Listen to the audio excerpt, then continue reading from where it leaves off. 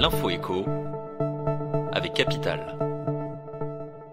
On commence avec le mot du jour, abandon de poste. C'est officiel, le décret sur la présomption de démission en cas d'abandon de poste volontaire par un salarié est paru ce mardi 18 avril au journal officiel.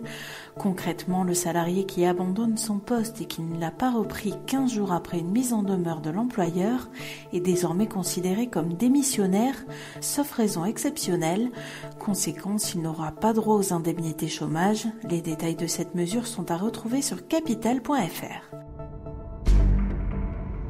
On enchaîne avec le débat du jour. Lors de son allocution télévisée lundi 17 avril, Emmanuel Macron a promis que notre système de santé sera aussi profondément rebâti. Le locataire de l'Élysée a de nouveau promis un médecin traitant pour chaque Français en affection longue durée dès cette année et programmé le désengorgement des urgences hospitalières d'ici fin 2024. Ces annonces n'ont pas vraiment convaincu les syndicats de médecins. Capital.fr vous explique pourquoi ces promesses semblent difficilement tenables.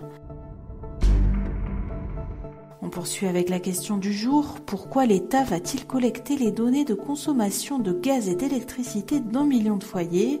Cette campagne doit lui permettre de comparer la consommation d'énergie des logements rénovés et de biens non rénovés depuis l'année 2018 et ainsi d'estimer les effets réels des dispositions de rénovation énergétique mises en place depuis plusieurs années comme MaPrimeRénov', les certificats d'économie d'énergie ou encore le crédit d'impôt transition énergétique.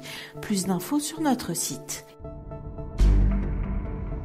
Et pour terminer, la date du jour, c'est le 21 avril que le gouvernement commencera à envoyer le chèque énergie aux ménages bénéficiaires. Cette aide servant à régler les factures de gaz, d'électricité ou de tout autre moyen de chauffage s'adresse aux 20% de ménages les plus modestes, soit 5,8 millions de Français. L'envoi du chèque énergie sera échelonné selon le département de résidence. Pour connaître les dates qui vous concernent, rendez-vous sur capital.fr. C'était l'info écho avec Capital.